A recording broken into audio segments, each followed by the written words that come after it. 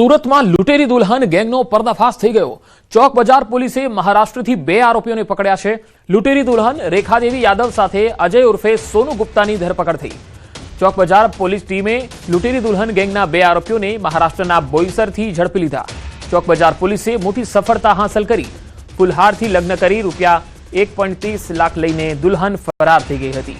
લોકોને શિકાર બનાવનાર ગેંગનો ખુલાસો થયો છે। પોલીસ કમિશનર અનુપમસિંહ ગહેલોતના માર્ગદર્શન હેઠળ આ કામગીરી થઈ। ટેકનિકલ એનાલિસિસ અને વોચ દ્વારા આરોપીઓની ધરપકડ કરવામાં આવી। તો આ લૂંટેરી દુલ્હન રેખાદેવી જે પહેલા તો લગ્ન માટેનું નાટક કરે છે, લગ્ન કર્યા બાદ જે પણ પૈસા હોય છે એ લઈને ફરાર થઈ જાય છે। આખરે તેને પકડી લેવામાં આવી છે। મહારાષ્ટ્રથી પોલીસે પકડી લીધી છે અને તેને અગાઉ કયા કયા ગુનાઓ આચર્યા છે તે પણ હવે સામે આવશે। મહારાષ્ટ્રથી 2 આરોપીઓ પકડાયા છે।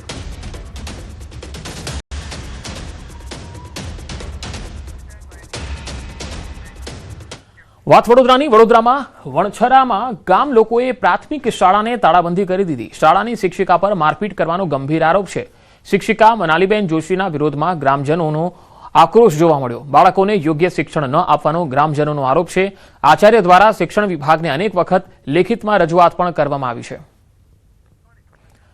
વડોદરાના આ વણછરા ગામનો બનાવ છે, જ્યાં લોકોએ પ્રાથમિક શાળાને તાળાબંધી કરી દીધી। અહીંયા શિક્ષક યોગ્ય રીતે બાળકોને ભણાવતા નથી, એટલા માટે વિરોધમાં ગ્રામજનોએ આ વિરોધ નોંધાવ્યો અને શાળાની તાળાબંધી કરી હતી। યોગ્ય શિક્ષણ આપી રહ્યા નથી એવો આરોપ ગ્રામજનો લગાવી રહ્યા છે।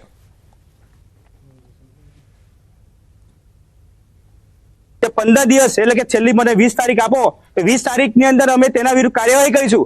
આજે 22 તારીખ થઈ છે, પણ તે છતાંય કોઈ કાર્યવાહી થઈ નથી, જેના લીધે આજે અમને તાળાબંધી કરવાનું ફરજ પડી છે। કચ્છમાં રખડતા ઢોરનો આતંક યથાવત છે। રખડતા આખલાએ વૃદ્ધને અડફેટે લેતા મૃત્યુ થઈ ગયું। રાપર પ્રાગપર રોડ પર આખલાએ વૃદ્ધને અડફેટે લીધો। બાઇક પર ઘરે પરત ફરતા સમયે અડફેટે લેતા ગંભીર ઈજા થઈ। સારવાર દરમિયાન હોસ્પિટલમાં મૃત્યુ થયું।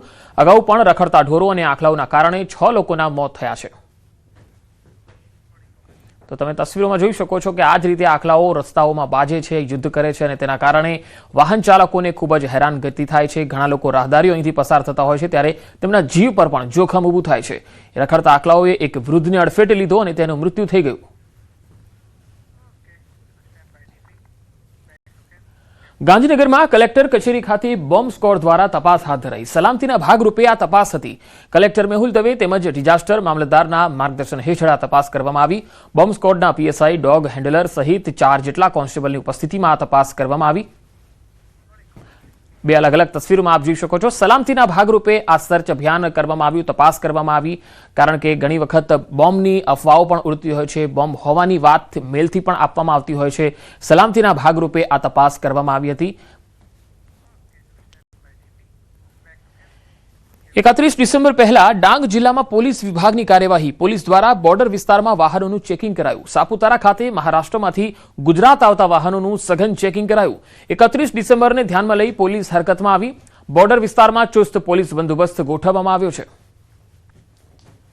Vehicle checking, drink and drive police દ્વારા કરવામાં આવશે અને બધા બ્રેથ એનાલાઇઝર સાથે ડ્રિંકિંગના કેસ કરવામાં આવશે અને ડ્રિંક એન્ડ ડ્રાઈવના સ્પેશિયલ કેસો કરવામાં આવશે, જેથી ન્યૂ યરમાં કોઈ બનાવ ના બને અને બધાના ન્યૂ યર જો છે આ સેફ રહે, એના સલામતી માટે ડાંગ જિલ્લા પોલીસ જો છે આ સતત પ્રયત્નશીલ છે। અમદાવાદના વાડજ વિસ્તારમાં બિલાડીને ક્રૂરતાપૂર્વક મોતને ઘાટ ઉતારનાર આરોપી રાહુલ દંતાણીની પોલીસે ધરપકડ કરી।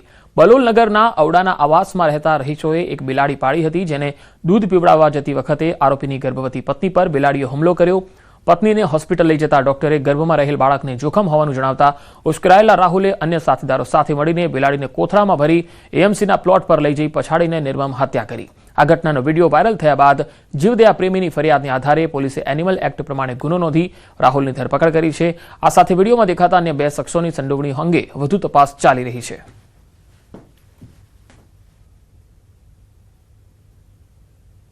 બિલાડી જે હતી તમામ અને અચાનક એમને કઈ બિલાડીને દૂધ પીવડાવવા જતા એ ભડકી જતા, એના કારણે એમની વાઇફને ઈજા થતા આ બનાવમાં એને વધારે ગુસ્સો આવી જતા એમને આ પગલું ભરેલાની હકીકત આરોપી દ્વારા જાણવા મળેલી છે। અને વિડીયોમાં દેખાતા અન્ય 2 ઈસમો જે છે ફક્ત એમાં કોઈ ગુનામાં એનો ભોલ ભજવેલો હોય રોલ એવું જણાતું નથી। તેમ છતાં હજી વધુ પૂછપરછ કરી અને એની ગુનાની શું ભૂમિકા છે એના આધારે આગળની કાર્યવાહી ચાલી રહેલ છે। સુરતમાં 7 મહિનાથી ફરાર હત્યાનો આરોપી ઝડપાયો છે. ડિંડોલી વિસ્તારમાં છરીના ઘા ઝીકી હત્યા કરનાર આરોપી પકડાયો છે. પોલીસે હત્યારા આકાશ કુશવાહાને અમદાવાદથી ઝડપી લીધો. ડિંડોલીની ત્રિપાઠીનગરમાં 7 મહિના પહેલા રામ બચ્ચન પ્રહલાદ મૌર્યાની હત્યા કરવામાં આવી હતી. હત્યા કરીને આરોપી આકાશ અમદાવાદમાં છુપાયો હતો. બાતમીના આધારે પોલીસે તેની ધરપકડ કરી લીધી. પોલીસે હત્યાનો ગુનો નોંધીને વધુ તપાસ હાથ ધરી છે.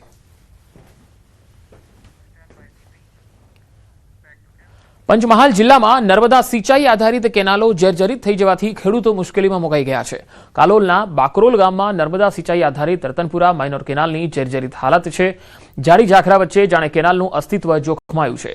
કેનાલના 0 પોઈન્ટના કૂવાની પાઇપલાઇન તૂટી જતા દરરોજ હજારો લીટર નિરર્થક વહી રહેલા પાણીને લઈ ખેડૂતોમાં રોષની લાગણી છે. ખેડૂતોએ નર્મદા સિંચાઈ વિભાગ સામે આક્રોશ ઠાલવ્યો, સૂત્રોચ્ચાર કર્યા. તંત્રની લાલિયાવાડીને કારણે કેનાલની દુર્દશા થઈ રહી હોવાનો ગંભીર આરોપ લગાવ્યો.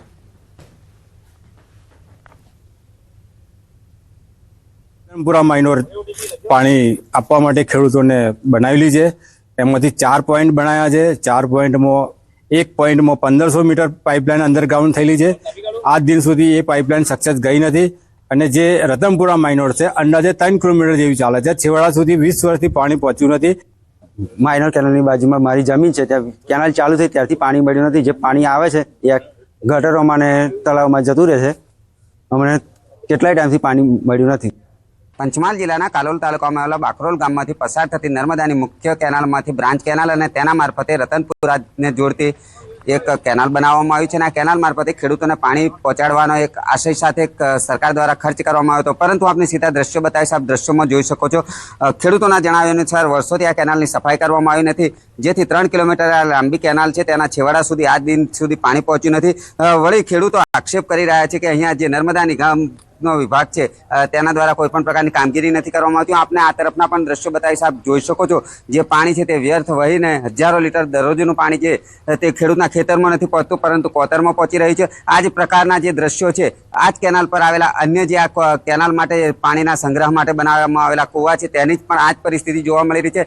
અહીંના ખેડૂતોમાં ભારે રોષ જોવા મળી રહ્યો છે, કેમ કે સરકાર દ્વારા જે પ્રકારે ખેડૂતોને જીવન ધોરણ ઊંચું આવે, ખેતી સારી રીતે કરી શકે એ માટે કેનાલનું નિર્માણ કરાયું છે, પરંતુ સરકારના જે ખર્ચ કરવામાં આવેલા જે રૂપિયા છે એ હાલ જે પાણી સાથે વહી રહ્યા હોય એ પ્રકારના હાલ દ્રશ્યો જોવા મળી રહ્યા છે. અહીંના ખેડૂતો ઉગ્ર માંગ કરી રહ્યા છે કે જો આ કેનાલની મરામત કરી અને વહેલી તકે સફાઈ કરી અને જે યોગ્ય સમારકામ છે તે કરવામાં નહીં આવે તો ખેડૂતો પોતાની જે રજૂઆત છે તેના માટે ઉગ્ર આંદોલન કરી અને ઉચ્ચ કક્ષાએ રજૂઆત કરશે. રાજેશ જોશી, નિર્જેટીન ગુજરાતી, કાલોલ, પંચમહાલ. સુરતમાં નવી સિવિલમાં ઇકબાલ કડીવાલા સહિત 3 પર હુમલો થયો. ગુજરાત નર્સિંગ એસોસિએશનના પ્રમુખ છે ઇકબાલ કડીવાલા. ચેતન સોલંકી નામના વ્યક્તિએ હુમલો કર્યો. ચેતન સોલંકીના માતા સિવિલમાં સિસ્ટર હતા. માતા સિવિલમાંથી નિવૃત્ત થઈ ગયા હતા. માતાએ ચેતનને ઘરમાંથી કાઢી મૂક્યો હતો. ચેતને નર્સિંગ પ્રમુખ કડીવાલાની મદદ માંગી. ચેતનના ઉગ્ર સ્વભાવના કારણે નહોતી કરી મદદ અને મદદ ન કરવાની અદાવત રાખીને આ હુમલો કરવામાં આવ્યો. આઈ સોનલમાના જન્મોત્સવની ધામધૂમથી ઉજવણી થઈ રહી છે. કેશોદના મઢડા ગામે આવેલા સોનલધામ મંદિર ખાતે હજારોની સંખ્યામાં ભક્તો ઉમટ્યા છે અને માના દર્શન કરી રહ્યા છે. સોનલધામ મઢડા એ આઈ સોનલમાનું જન્મસ્થળ ગણાય છે, જ્યાં તેઓ ચારણ સમાજ અને ગુજરાતના લોકજીવનમાં સામાજિક સુધારણા, ભક્તિ અને કરુણાના પ્રતીક રૂપે પૂજાય છે. આઈ સોનલમા સમાજમાં નેકી, સત્ય અને ધર્મનું પ્રચારણ કર્યું હતું. ઈસવીસન 1974માં કારતક સુદ 13ના રોજ મહાનિર્વાણ પામ્યા, જ્યાં આજે લાખો ભક્તો તેમની પૂજા અર્ચના કરવા આવે છે. 102માં જન્મોત્સવ નિમિત્તે વહેલી સવારથી જ રાજ્યભરમાંથી માઈ ભક્તો ઉમટ્યા. આજે વહેલી સવારે આરતી, શોભાયાત્રા, યજ્ઞ, રાસ, ગરબા સહિતના કાર્યક્રમો પણ યોજાયા. જ્યારે રાત્રિના સંતવાણીનો ભવ્ય કાર્યક્રમ છે. ચારણ માલધારી સમાજના લોકો પણ મોટા પ્રમાણમાં અહીંયા માતાજીને માનતા હોય છે, જેના કારણે આજે ચારણ સમાજ અને અન્ય લોક કલાકારો પણ દુહા છંદ લલકારીને જન્મોત્સવની ઉજવણી કરશે. સોનલ બીજ એ ચારણોના નવા વર્ષ તરીકે પણ ઉજવાય છે.